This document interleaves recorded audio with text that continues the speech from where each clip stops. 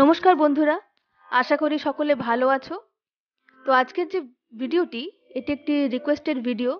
তোমরা অনেকেই জানতে চেয়েছো যে আমাদের এত বড় সিলেবাস কি করে কম সময়ে শেষ করব, বা কিভাবে পড়লে প্রশ্ন কমন আসবে, বা লাস্ট 10 বছরের কোশ্চেন কোথা থেকে পাবো। তো সব প্রশ্নেরই উত্তর দেওয়ার চেষ্টা করেছি আজকের এই ভিডিওতে। তো আশা করি আজকের ভিডিওটি খুবই স্পেশাল হবে, এবং আজ আমি তোমাদের সবচেয়ে বড় জিজ্ঞাসা নিয়ে কথা বলবো। আর সেটি হলো কিভাবে পড়লে আমরা পরীক্ষায় ম্যাক্সিমাম প্রশ্ন কমন পাবো। তো আজকে এমন কয়েকটি টিপস আমি তোমাদের সঙ্গে শেয়ার করব, যেগুলি ফলো করলে তোমরা নিশ্চিত পরীক্ষায় 80 থেকে 100% প্রশ্ন কমন পাবে। তাই ভিডিওটি একটু স্কিপ না করে পুরো ভিডিওটা দেখো। টিপ নাম্বার 1, কমপ্লিট ইওর সিলেবাস। তো আমরা যখনই পড়তে বসি, এত এত বই, এত এত সিলেবাস দেখে আমরা নিজেরাই নিজেদের মনে স্ট্রেস তৈরি করি যে এতগুলো সাবজেক্টের সিলেবাস শেষ কি করে করব। আর এই সব চিন্তার মাঝেই আমাদের পড়াশোনা করার ইচ্ছাটাই শেষ হতে বসে। তো এই সমস্যার জন্য আজ একটি খুবই কার্যকরী এবং একটি খুব সায়েন্টিফিক টিপস তোমাদের জন্য নিয়ে এসেছি, যার ফলে তোমাদের এই টেনশন দূর হয়ে যাবে এবং কম সময়ে বেশি বেশি সিলেবাস পোর্শন তোমরা কভার করতে পারবে। দেখো, পরীক্ষায় প্রশ্ন কমন পাওয়ার জন্য পুরো সিলেবাস কভার করা প্রয়োজন, কিন্তু আমরা পড়া শুরু করার আগেই এই পাহাড় প্রমাণ সিলেবাস দেখে ভয় পেয়ে যাই এবং ক্লান্ত হয়ে হাল ছেড়ে দিয়ে বসে থাকি। তাই আমাদের প্রথম কাজ হলো এই পাহাড় প্রমাণ সিলেবাসকে শেষ করা। এখানে মুখস্থ করতে বলা হচ্ছে না, শুধুমাত্র পড়ে শেষ করতে বলা হচ্ছে, অর্থাৎ শুধুমাত্র রিডিং পড়ো। তো এবার কোন কোন চ্যাপ্টার আগে পড়বে এবং কোন চ্যাপ্টার পরে পড়বে, এই প্রশ্ন আমাদের মনে আসে। তো এই বিষয়ে আমার পরামর্শ হলো, তোমরা তোমাদের টেক্সট বুকের প্রথম থেকে পড়া শুরু করো এবং ধীরে ধীরে গ্র্যাজুয়ালি শেষের চ্যাপ্টারের দিকে যাও। কারণ প্রথমেই তুমি যদি মাঝের বা শেষের দিকের চ্যাপ্টার পড়ো, তাহলে কি হবে, তোমার মাথায় কিছু ঢুকবে না, কারণ তুমি আগের চ্যাপ্টারগুলো পড়োনি। তাই আমি বলবো প্রথম থেকেই শুরু করো। পুরো বইকে একদিনে পড়ে ফেলার চেষ্টা করো না।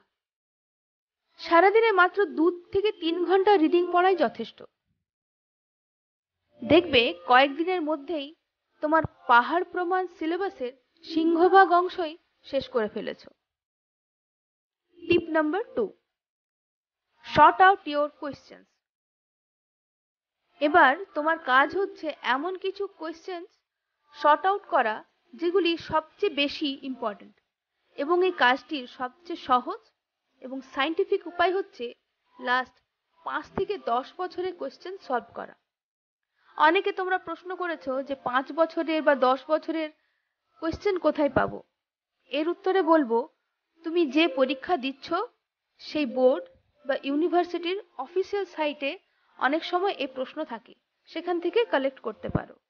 না হলে অনেক সময় বিভিন্ন কোয়েশ্চেন ব্যাংকে লাস্ট 5 বছরের কোয়েশ্চেন পাওয়া যায়।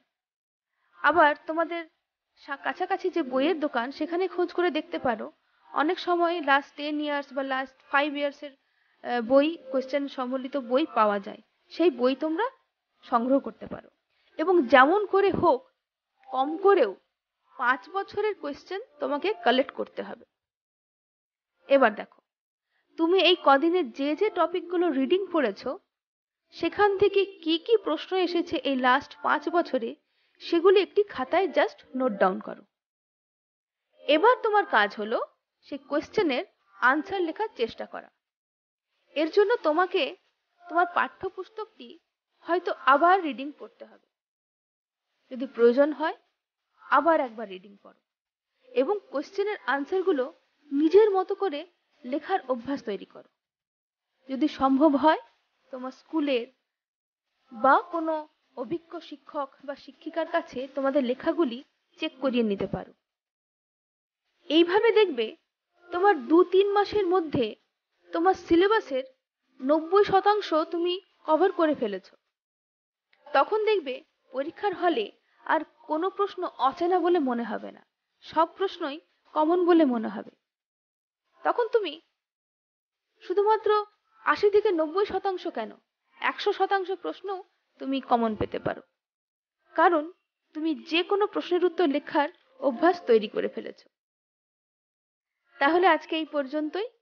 ভিডিওটি কেমন লাগলো কমেন্টে অবশ্যই জানিও, এবং ভিডিওটি ভালো লাগলে অবশ্যই লাইক এবং শেয়ার করো, এবং চ্যানেলে নতুন হলে অবশ্যই চ্যানেলটিকে সাবস্ক্রাইব করো।